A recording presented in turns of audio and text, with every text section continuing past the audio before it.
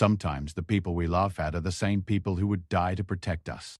And sometimes the ones who look the weakest carry scars that would break the strongest man in the room. This is the true story of a woman who walked into a room full of soldiers who saw nothing but a joke. They laughed. They pointed. They told her to go home. But what they did not know was that the small woman standing in front of them had survived things that would have destroyed most of them. And by the end of that day, every single one of those soldiers would stand in silence, not because they were ordered to, but because they were ashamed. This is her story. And once you hear it, you will never judge anyone by their appearance again. The morning sun had barely touched the sky over Fort Bragg, North Carolina, when a black government SUV rolled through the main gate. The guards at the checkpoint glanced at the vehicle, checked the clearance pass, and waved it through without much thought. Vehicles like this came and went all the time.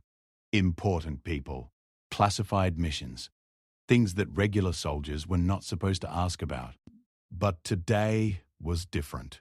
Today, the person sitting in the back seat of that SUV was about to walk into a situation that nobody expected. Her name was Lieutenant Commander Sarah Jennings. She was 34 years old. She stood 5 feet 3 inches tall. She weighed 118 pounds. Her hair was pulled back tight in a regulation bun, and her uniform was pressed so perfectly that every crease was like a straight line drawn with a ruler. She wore no makeup. She carried no purse. The only things in her hands were a brown leather folder and a pair of aviator sunglasses that she folded and placed in her chest pocket as the vehicle came to a stop. She stepped out of the SUV and looked at the building in front of her. It was a large concrete structure, plain and military in every way. No signs outside. No decorations. Just a number painted above the door. Building 7. This was where the Joint Training Evaluation was being held. Sarah had been sent here directly from Naval Special Warfare Command in Coronado, California. Her mission was simple on paper. She was to observe, evaluate, and report on the readiness of a combined task force that included soldiers from the Army, Marines, and Navy. But nothing about Sarah's life had ever been simple. She walked toward the building with steady steps. Her boots made a soft sound on the pavement. The air was warm and thick with humidity. She could hear voices inside. Loud voices. The kind of voices that belonged to men who were used to being the biggest and the toughest in any room they walked into. Sarah had heard voices like that before, many times. She had learned a long time ago that the loudest voices usually belonged to the people who had the most to prove. She pushed the door open and stepped inside. The room was large. It looked like a classroom mixed with a briefing room. There were rows of chairs, a podium at the front, and several large screens on the wall showing maps and tactical information. About 40 soldiers were already seated or standing around the room. Most of them were men, big men, the kind of men who spent their mornings lifting heavy weights and running long miles before the sun came up. They wore different uniforms representing different branches. Army green,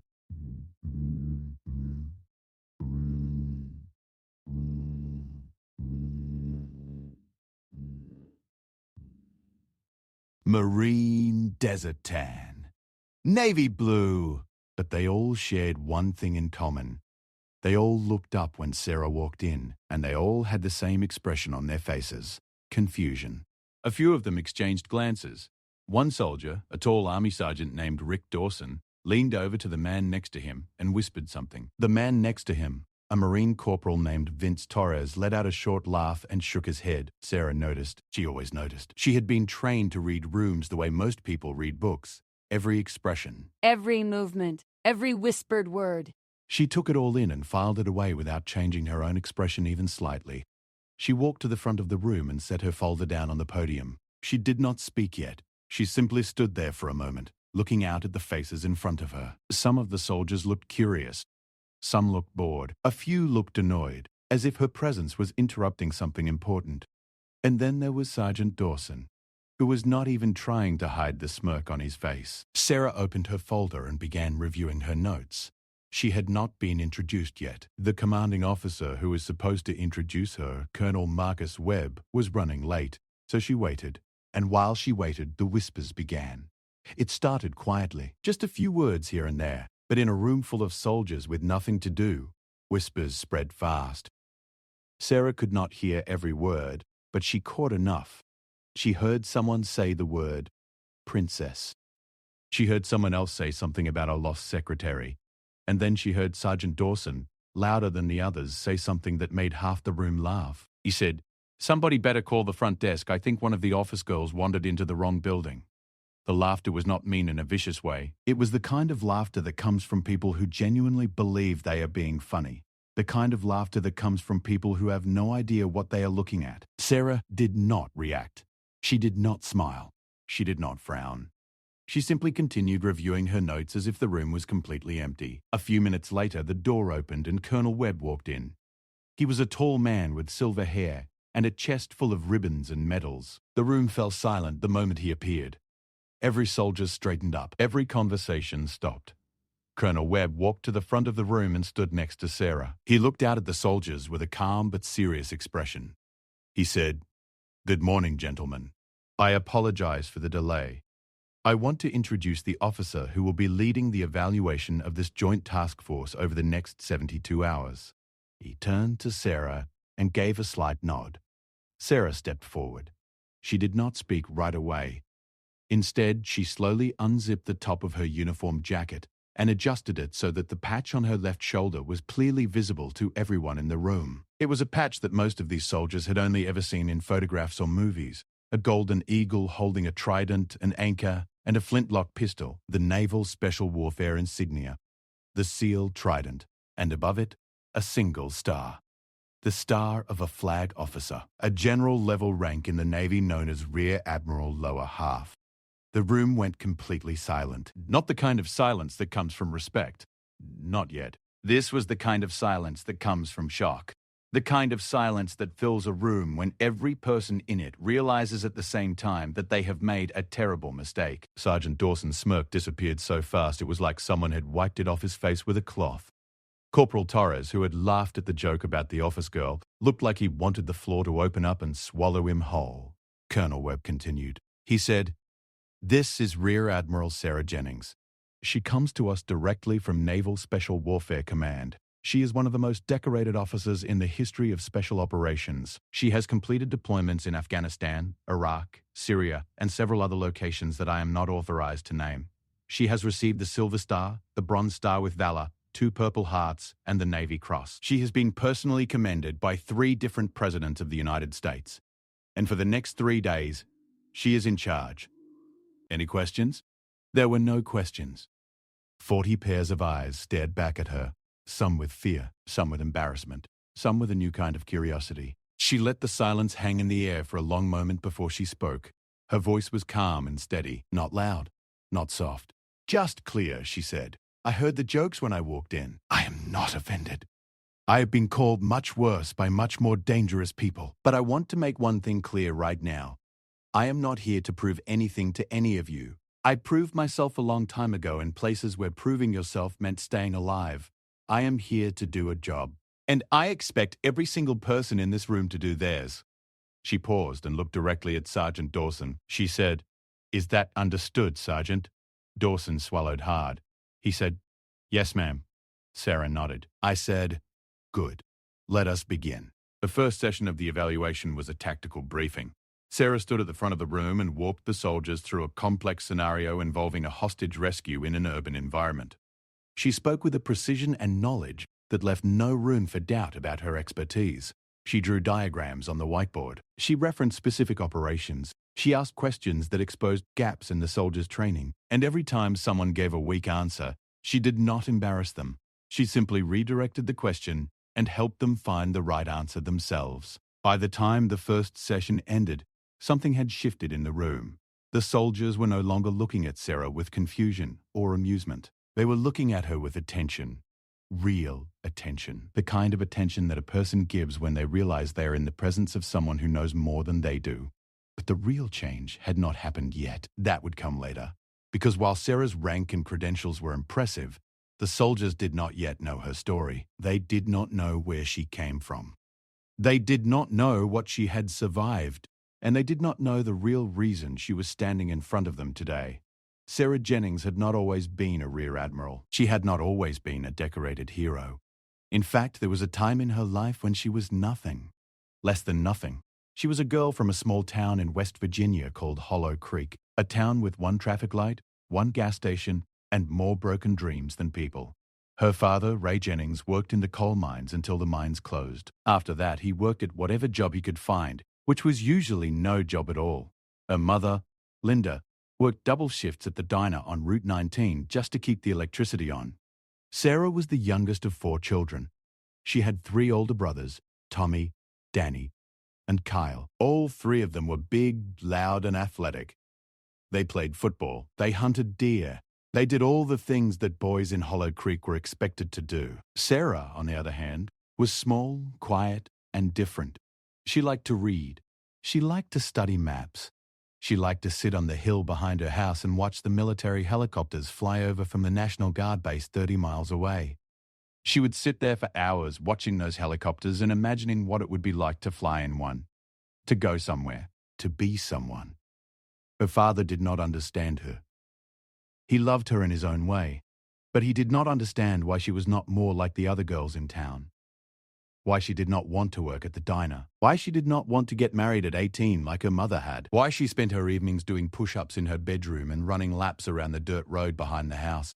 He would shake his head and say, "Sarah, you are a girl. The military is not for girls. Go help your mother." But Sarah did not listen. She could not listen, because deep inside her chest, there was a fire that would not go out, a voice that kept telling her she was meant for something more. She did not know what it was yet. She just knew it was out there, somewhere beyond the hills of Hollow Creek, somewhere beyond the broken roads and the empty coal mines, and the tired faces of people who had given up on their dreams a long time ago. When Sarah was 16, something happened that changed her life forever. Her oldest brother Tommy, who had joined the army 2 years earlier, was killed in Afghanistan. He was 20 years old. The news came on a Tuesday afternoon. 2 soldiers in dress uniforms knocked on the front door of the Jennings house and told Linda that her son was gone. Sarah was standing in the kitchen when she heard her mother scream. It was a sound she would never forget. A sound that seemed to come from a place deeper than the lungs or the throat. A sound that came from the soul. The funeral was held at the small church on Main Street. The whole town came. Tommy was buried in the cemetery on the hill with a flag draped over his coffin and a 21-gun salute that echoed through the valley like thunder. Sarah stood at the grave and watched them lower her brother into the ground. She did not cry, not because she was not sad. She was destroyed, but she did not cry because she had made a decision. Standing there in that cemetery, with the sound of rifles still ringing in her ears, she made a promise to herself and to Tommy. She was going to join the military. She was going to become the best. And she was going to honor her brother's sacrifice with every single day of her life. Her father was furious. He said, "I already lost 1 child to that uniform. I will not lose another." Her mother cried and begged her to stay. Her brothers, Danny and Kyle, told her she was being foolish. They said a girl from Hollow Creek had no business trying to be a soldier. They said the military would chew her up and spit her out in a week. But Sarah had made her decision. And once Sarah Jennings made a decision, nothing in this world could change it. She graduated from high school with the highest grades in her class. She received a scholarship to attend the University of Virginia, where she studied political science and joined the Navy ROTC program. She was the only woman in the program that year. The men in the program treated her the same way the soldiers at Fort Bragg had treated her that morning. They laughed. They made jokes. They called her Princess. They told her to go home. She did not go home. She trained harder than anyone else. She ran faster. She studied longer. She did more push-ups, more pull-ups, more sit-ups. She was always the first one at training and the last one to leave. By the end of her first year, the men had stopped laughing. By the end of her second year, they were asking her for help. And by the time she graduated, she was the top-ranked cadet in the entire ROTC program. She was commissioned as an ensign in the United States Navy. And then she did something that almost no one thought was possible. She applied for the Basic Underwater Demolition SEAL Training Program, BUD/S, the most brutal military training program in the world. A program designed to break human beings down to their most basic elements. And C, a program where the dropout rate is over 75% for men who are already among the fittest athletes in the military. When Sarah submitted her application, the officer at the desk looked at her and said, "Are you sure about this?" Sarah looked back at him and said, "I have never been more sure of anything in my life." She did not know it then, but she was about to walk into the hardest experience any human being can endure. And the things she would face in that training would make the jokes and the laughter and the word princess seem like nothing. Because in Bud/S, they do not just call you names, they try to destroy you. And Sarah Jennings was about to find out what she was truly made of. The soldiers at Fort Bragg did not know any of this yet. They did not know about Hollow Creek. They did not know about Tommy. They did not know about the promise she had made at her brother's grave. All they knew was that a small woman had walked into their room and they had laughed at her. And now, as they sat in their chairs listening to her speak, with a quiet authority that filled the room like a deep current fills a river, they were beginning to understand that they had made a very serious mistake. But the full weight of that mistake would not hit them until later, until they heard the rest of her story, until they learned what happened during Hell Week, until they learned what happened in the mountains of Afghanistan, until they learned why she walked with a slight limp that she tried to hide, till they learned about the 11 men whose lives she saved on a night when the sky was on fire and the ground was soaked with blood. That story was coming. And when it arrived, it would change everything. The day Sarah Jennings arrived at the Naval Special Warfare Training Center in Coronado, California, the temperature was 91 degrees and the Pacific Ocean was cold enough to make a person's bones ache. She stood on the beach with her bag over her shoulder and looked at the long stretch of sand that disappeared into the distance. Somewhere down that beach, men were already being broken. She could hear the instructors shouting. She could hear the sound of boots hitting wet sand. She could hear the ocean crashing against the shore like it was trying to swallow the land. And somewhere deep inside her chest, she felt something she had never felt before. Not fear, something beyond fear. It was the feeling of standing at the edge of a cliff and knowing that you're about to jump and that there is no going back. She reported to the quarterdeck at 0500 the next morning. There were 164 candidates standing in formation on the grinder, the concrete courtyard where the most intense physical training in the military takes place. Sarah looked around. She was the only woman. Every other face belonged to a man. Young men, strong men. Men who had spent years preparing their bodies for this moment. Men with thick necks and broad shoulders and arms that looked like they were carved from stone. And then there was Sarah. 5'3", 118 pounds, standing in the middle of them like a small tree surrounded by mountains. The lead instructor was a senior chief petty officer named Frank Castellano. He was 41 years old, 6 feet 2 inches tall, and had a voice that sounded like gravel being poured into a metal bucket. He had completed 4 combat deployments and had been a Bud/SS instructor for 6 years. He had seen hundreds of men quit. He had seen men who looked unbreakable fall apart in hours. And he had never, not once in his entire career, seen a woman standing in his formation. He walked slowly down the line of candidates, inspecting each one. When he reached Sarah, he stopped. He looked down at her. She looked up at him. Neither of them blinked. Castellano studied her face for a long moment. Then he leaned in close and said, in a voice that only she could hear, "Do you know where you are?" Sarah said, "Yes, Senior Chief." Castellano said, "Do you know what is about to happen to you?" Sarah said, "Yes, Senior Chief." Castellano stared at her for another long moment. Then he straightened up and walked away without saying another word. He did not need to say anything else. His eyes had said everything. They had said, "You will not survive this." The first phase of Bud/S lasted 7 weeks. It was designed to test physical endurance, mental toughness, and the ability to function under extreme stress. Every day began before dawn and did not end until long after dark. The candidates ran miles in soft sand while carrying heavy logs on their shoulders. They swam in the freezing ocean until their lips turned blue. They did hundreds of push-ups, sit-ups, and flutter kicks on the concrete grinder until their muscles screamed and their skin bled. They carried rubber boats on their heads for hours. They were constantly cold, constantly wet, constantly exhausted, and constantly being screamed at by instructors who seemed to have no limit to their creativity when it came to making human beings suffer. By the end of the first week, 23 candidates had quit. They rang the bell. That was the tradition. When a candidate could not take any more, they walked to the brass bell that hung near the grinder and rang it 3 times. Each ring echoed across the compound like a funeral toll. Then they placed their helmet on the ground in a line with all the other helmets of the men who had quit before them, and they walked away. The line of helmets grew longer every day. It was a reminder, a constant, silent reminder that quitting was always an option. All you had to do was ring that bell. Sarah did not ring the bell. She struggled.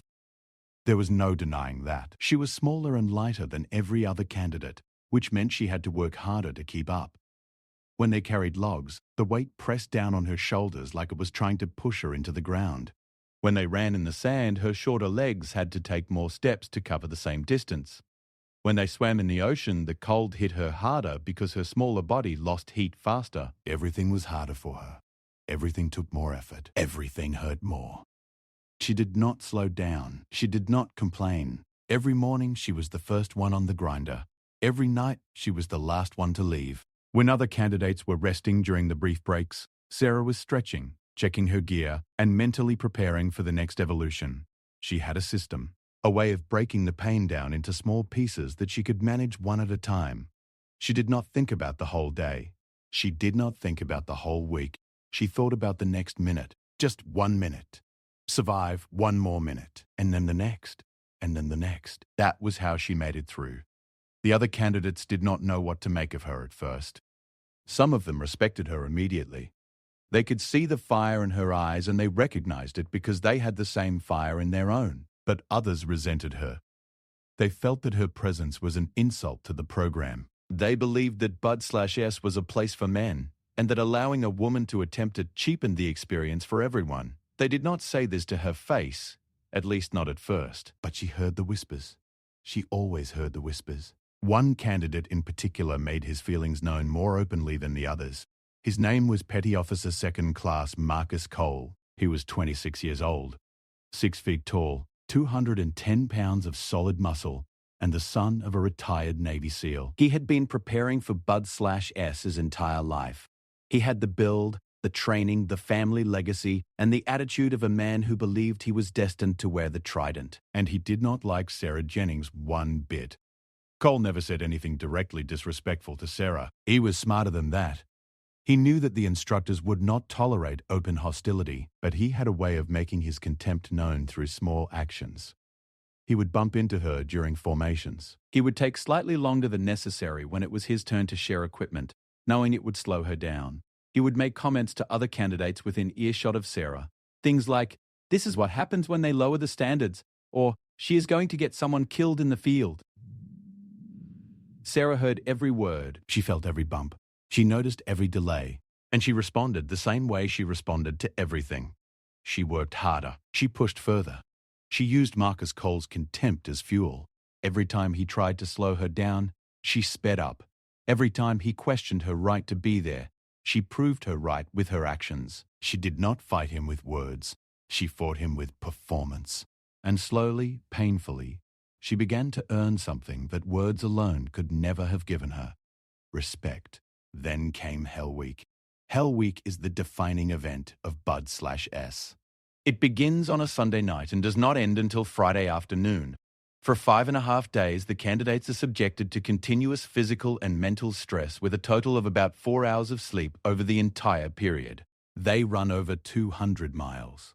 They spend hours in the freezing ocean. They carry boats and logs until their bodies feel like they are falling apart.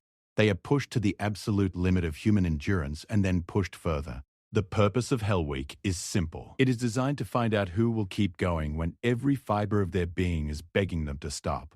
The first night began with what the instructors called breakout. At exactly midnight, the candidates were woken by explosions, flares, and the sound of machine gun fire.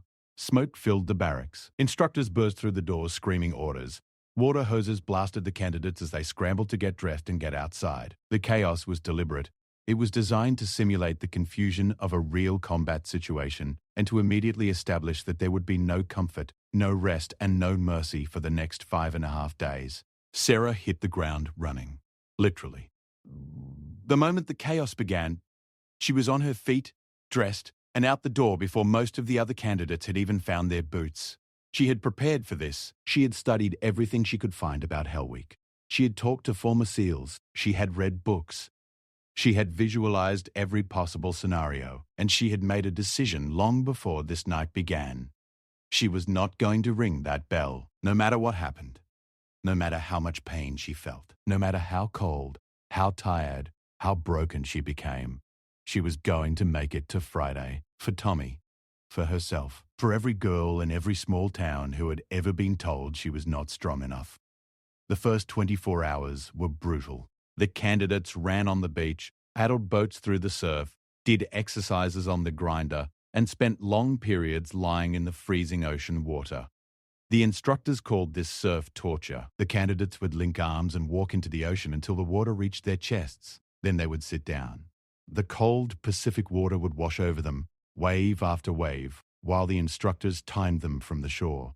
The cold was indescribable. It went past the skin, past the muscles, straight into the bones. Sarah's teeth chattered so violently that she bit the inside of her cheek and tasted blood. Her fingers went numb. Her legs went numb. She could feel her body shutting down, her heart rate dropping, her vision blurring at the edges. But she held on. She held on by thinking about Tommy. She pictured his face. She pictured the flag on his coffin. She pictured the cemetery on the hill in Hollow Creek. And she whispered to herself over and over, just one more minute. Just one more minute. By Tuesday morning, more than half the candidates who had started Hell Week were gone. They had rung the bell. They had placed their helmets in the line. The grinder was becoming a graveyard of abandoned helmets. Sarah was still standing, barely. Her body was covered in sand rashes. Her feet were swollen and blistered.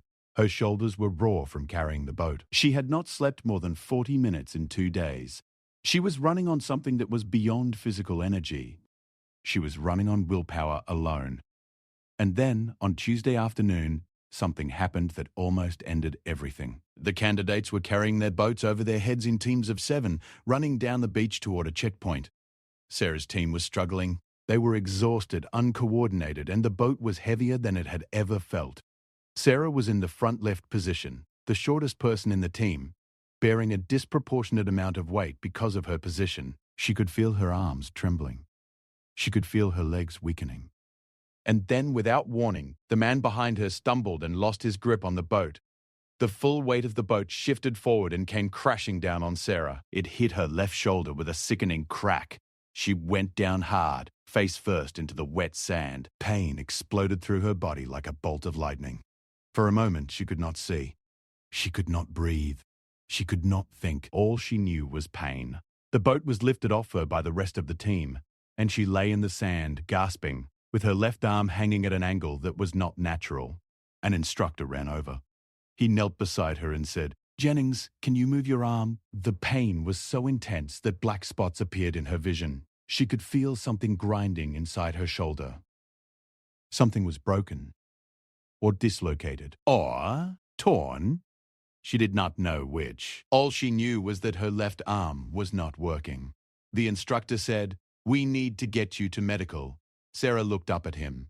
Her face was covered in sand and tears that she did not even realize she had been crying. She said no. The instructor said, "Jennings, your shoulder could be seriously damaged." Sarah said, "I can continue." The instructor looked at her for a long moment.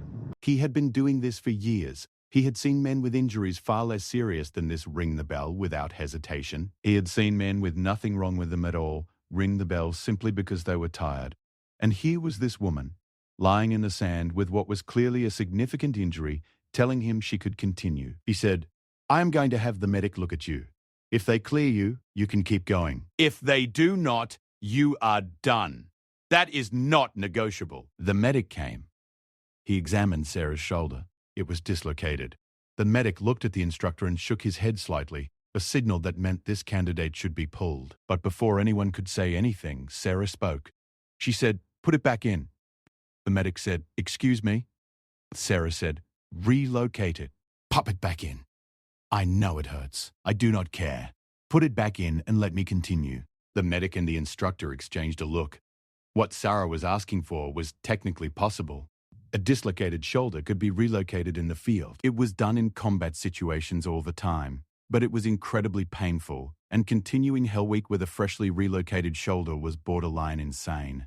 Sarah looked at both of them and said, "I am not ringing that bell." The medic relocated her shoulder.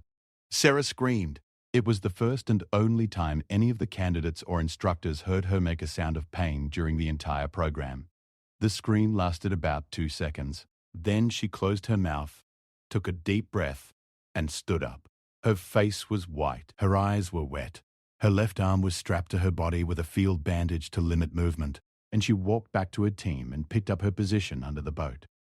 The instructor, Senior Chief Castellano, watched her walk back. He did not say a word, but something changed in his face.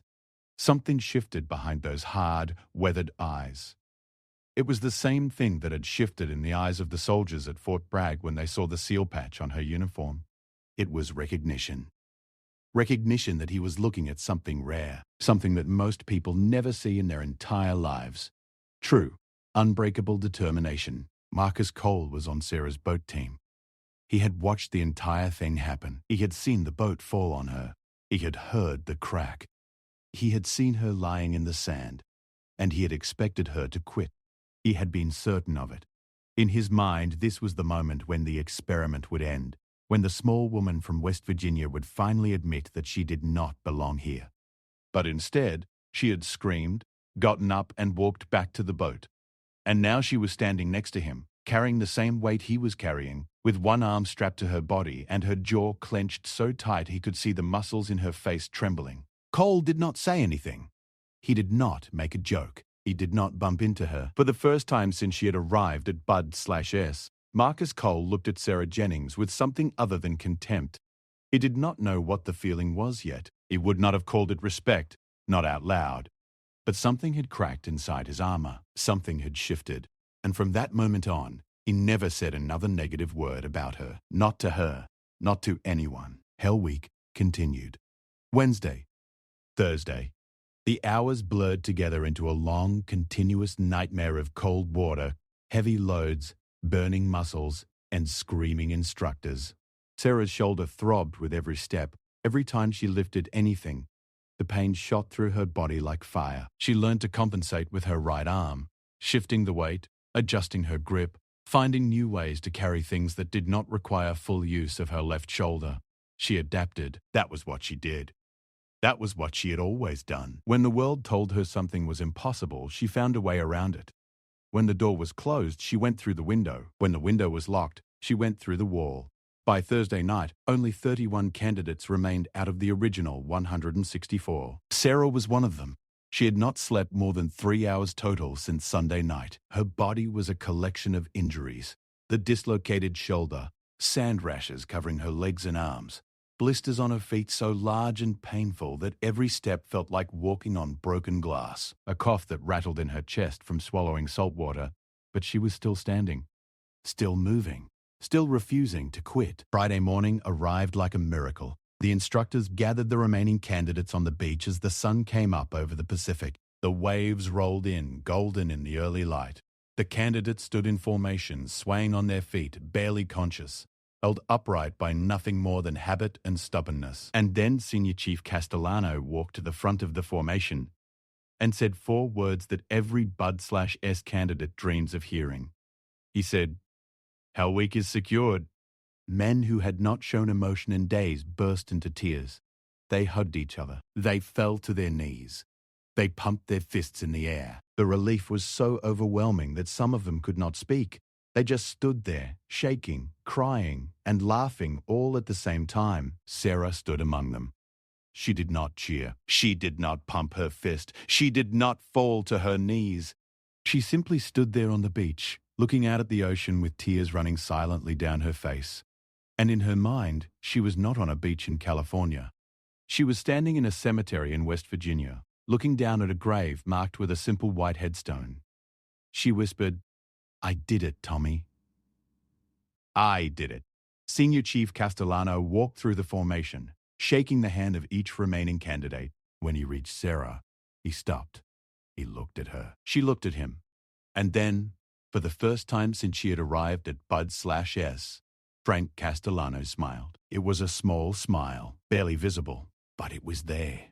And it said more than 1,000 words ever could. He said, "Outstanding work, Jennings." Sarah said, "Thank you, Senior Chief." He nodded once and moved on. Sarah would go on to complete the rest of Bud/S training, including the diving phase and the land warfare phase.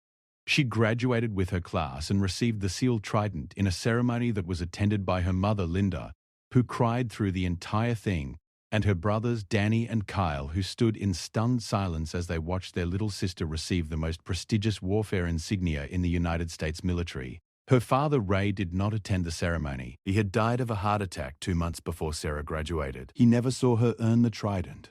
He never got to see what his daughter became. Sarah carried that grief with her the same way she carried everything else. Silently, deeply, and without letting it stop her from moving forward.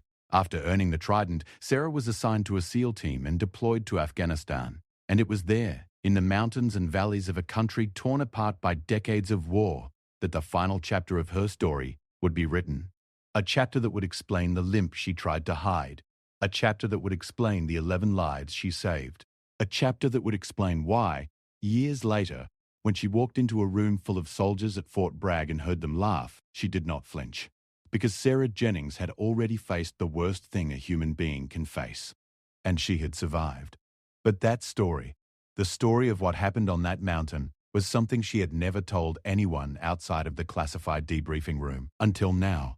Until a sergeant named Rick Dawson made the mistake of calling her Princess. Because sometimes the universe has a way of putting the right person in the right place at the right time. And sometimes the best way to teach a lesson is not with anger or punishment, but with truth. The truth was coming. And when it arrived, it would bring 40 soldiers to their feet. Not because they were ordered to stand, but because they could not remain seated. Not after hearing what this woman had done.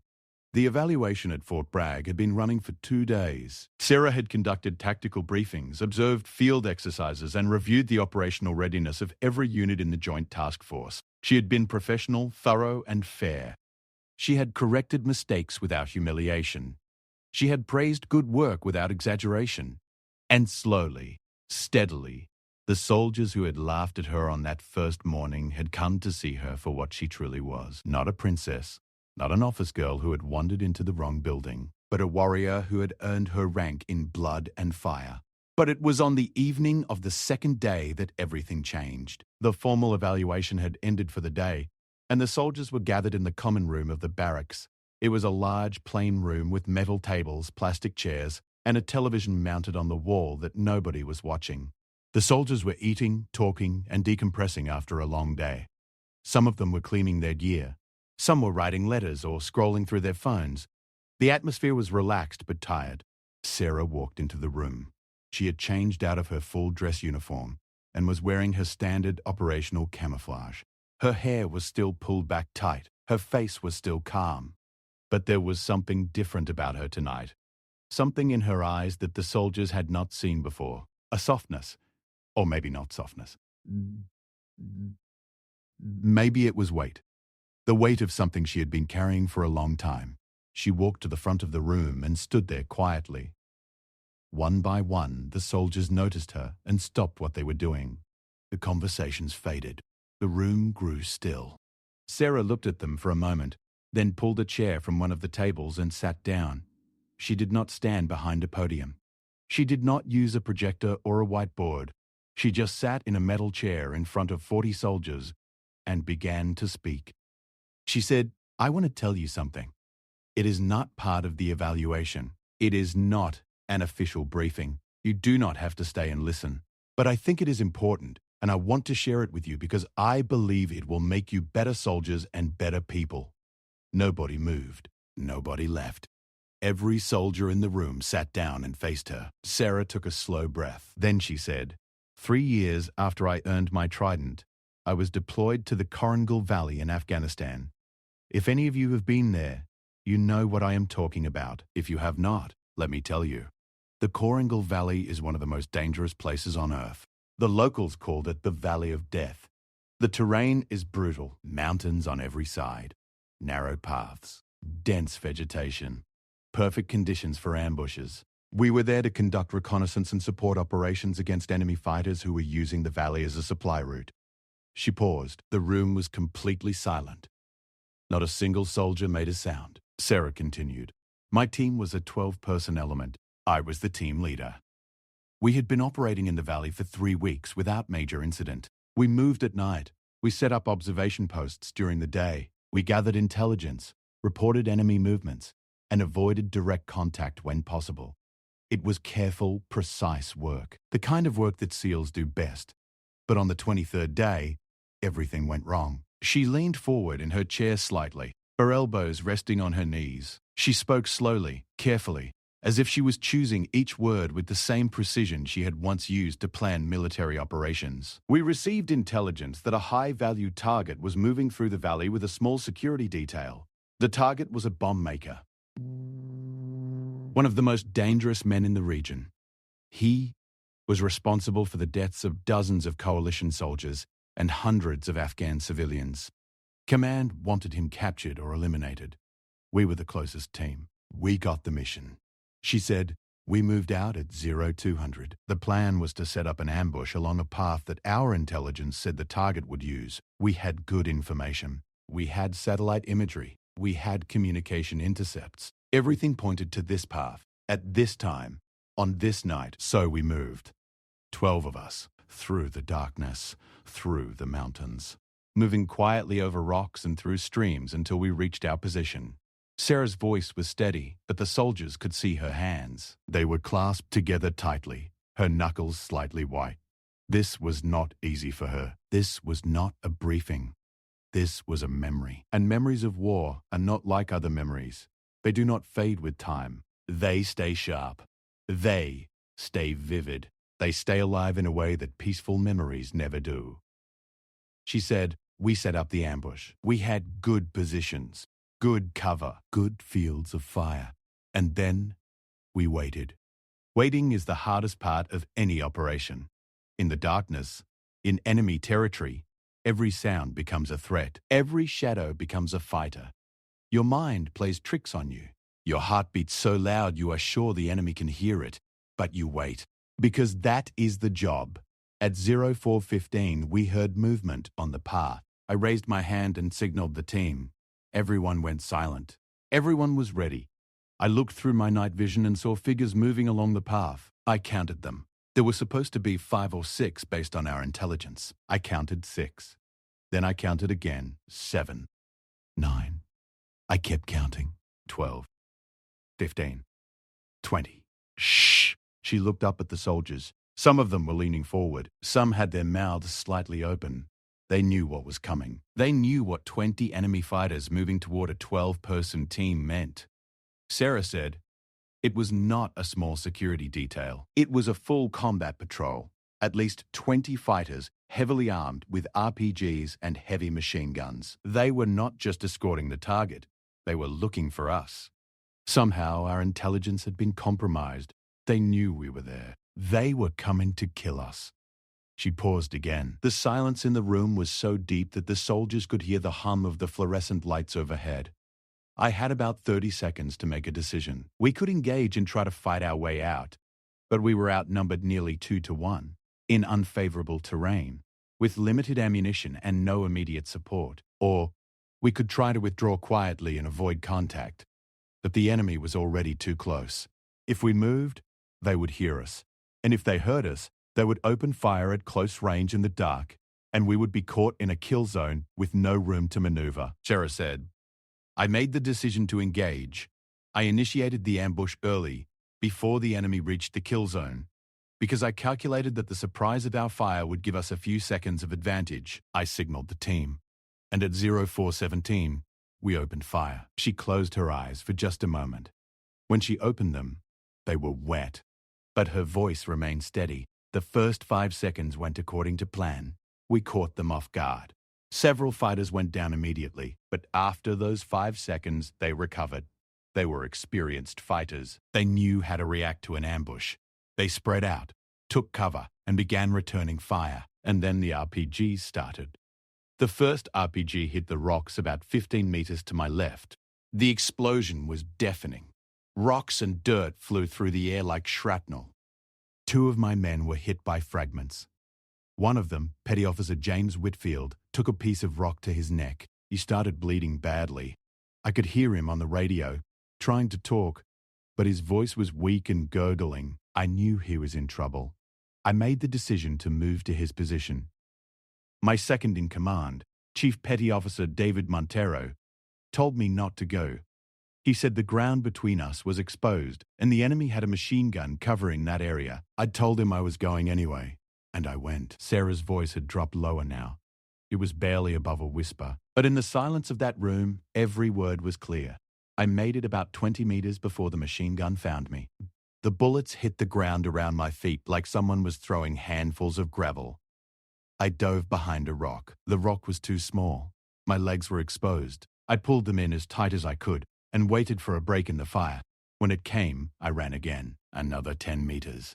Then I heard the second RPG. I did not hear it hit. I did not hear the explosion. What I remember is a flash of light. Then nothing. When I woke up, I was lying face down in the dirt. My ears were ringing so loudly that I could not hear anything else. My left leg felt wrong. I looked down and saw that my uniform was torn open from the knee to the ankle, and my leg was covered in blood. A piece of shrapnel had gone through my calf muscle and come out the other side. She gestured slightly to her left leg, the leg that she walked on with a limp she tried to hide. I could not stand. I tried, but my leg would not hold my weight. So I crawled. I crawled on my elbows and my one good knee, dragging my left leg behind me, across open ground, while machine gun fire tore up the dirt around me. It took me 4 minutes to reach Whitfield. 4 minutes that felt like 4 hours. When I reached him, he was barely conscious. The wound on his neck was worse than I had feared. He was losing blood fast. I used my belt as a tourniquet on his neck, which is something they teach you in combat medicine, but something you hope you never have to do, because it means things have gone very, very bad. I stabilized him as best I could. Then I got on the radio and called for support, Sarah said, but support was 45 minutes away. The nearest quick reaction force was at a base on the other side of the valley. They had to scramble helicopters, coordinate with air assets, and navigate through mountains in the dark. 45 minutes. That was the number they gave me. And I had to keep my team alive for 45 minutes. She looked at the soldiers. Every face was locked on hers. Sergeant Dawson, the man who'd called her princess, was sitting in the front row. His face was pale. His eyes were wide. His hands were gripping the edges of his chair so tightly that his knuckles were white. Sarah said, I took command of the fight from where I was lying on the ground next to Whitfield. I directed my team's fire. I called out enemy positions.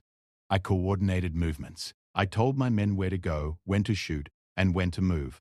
I did all of this while lying in the dirt with a hole in my leg and my hand pressed against a wounded man's neck to keep him from bleeding to death. During those 45 minutes, 3 more of my men were wounded. One of them, Petty Officer Ryan Chen, was hit in the shoulder and could no longer fire his weapon. Another, Petty Officer First Class Antonio Garcia, was hit in the stomach. The third, Chief Montero, my second-in-command, took a bullet to his thigh. I directed the uninjured members of my team to pull the wounded into a defensive position behind a cluster of rocks. We formed a perimeter. We conserved ammunition. And we fought. The enemy tried to overrun us twice. Both times, we drove them back. The second time, they got close enough that I could see their faces in the muzzle flashes. Close enough that I could hear them shouting to each other. Close enough that I used my sidearm because they were inside the effective range of my rifle. I fired until my pistol was empty. Then I reloaded and fired again. Sarah's voice was steady, but her eyes were far away. She was not in Fort Bragg anymore. She was back on that mountain, back in the dirt, back in the darkness with the sound of gunfire and explosions, and the screams of wounded men filling the air around her. She said, the helicopters arrived at 0502, 45 minutes and 2 seconds after I made the call. I remember the exact time because I was watching the clock on my radio. The Apache gunships came in first, lighting up the enemy positions with their cannons. The sound was like the sky itself was tearing apart. Then the Blackhawks came in for the extraction.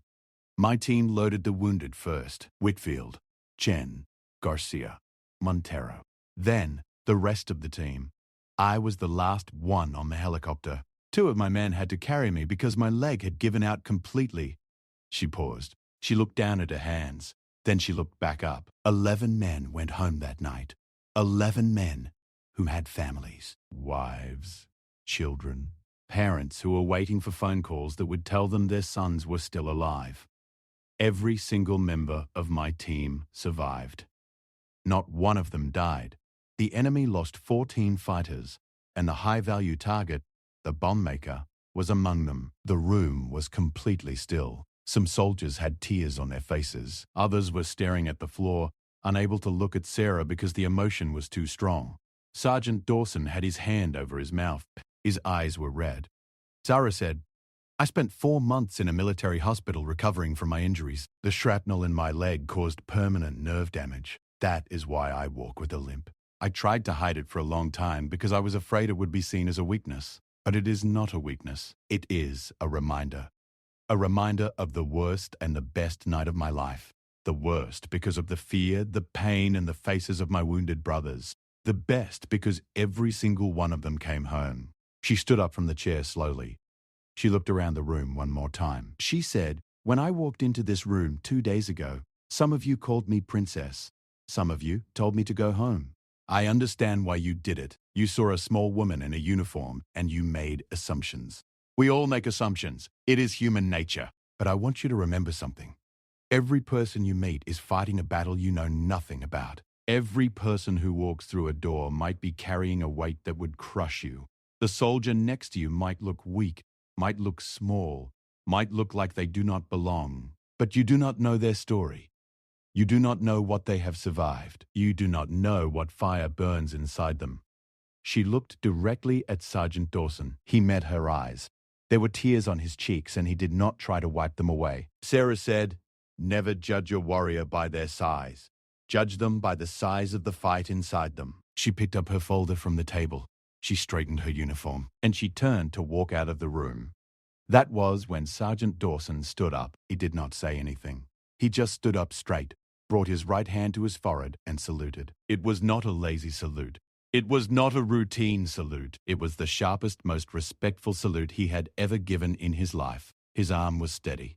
His back was straight. His eyes were locked on Sarah. Then Corporal Torres stood and saluted. Then the man next to him. Then the man next to him. One by one, every soldier in that room rose to their feet and saluted. 40 soldiers. Army, Marines, Navy. Men who had fought in wars. Men who had earned their own medals and their own scars. Men who had walked into that room 2 days ago thinking they knew what strength looked like. They all stood. They all saluted. Sarah stopped at the door. She turned around. She looked at the room full of soldiers standing at attention, saluting her. For a long moment, she did not move. Then, slowly, she raised her right hand and returned the salute. She held it for 3 seconds. Then she lowered her hand, gave a small nod, and walked out the door. The room remained silent for a long time after she left. Nobody sat down.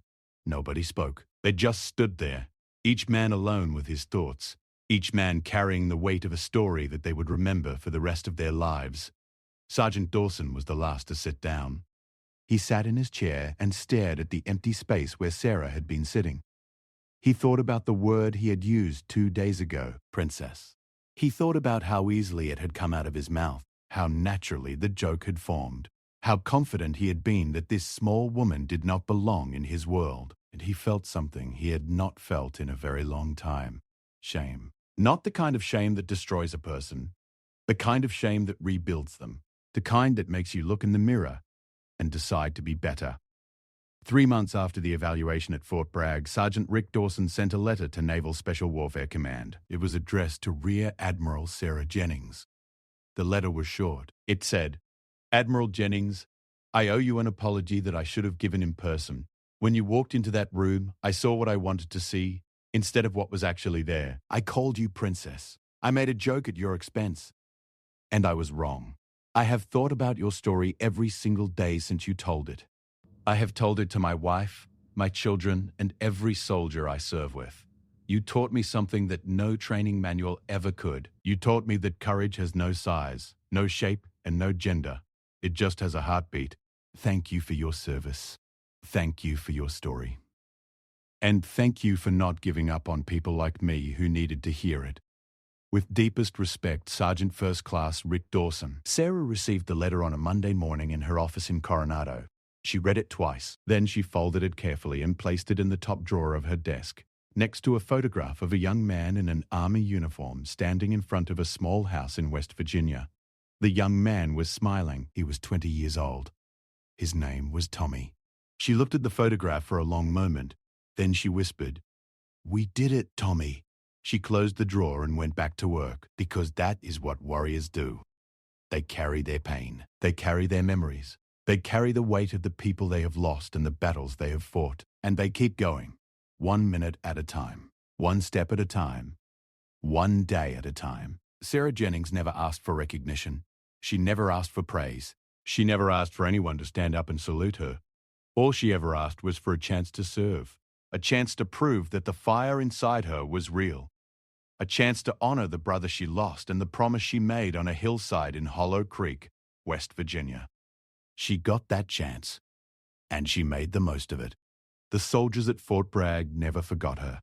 Many of them went on to serve in combat zones around the world. And every time they saw a new soldier walk through the door, someone who looked too small, too young, too different, they remembered a story. They remembered a woman who was 5 feet 3 inches tall and 118 pounds.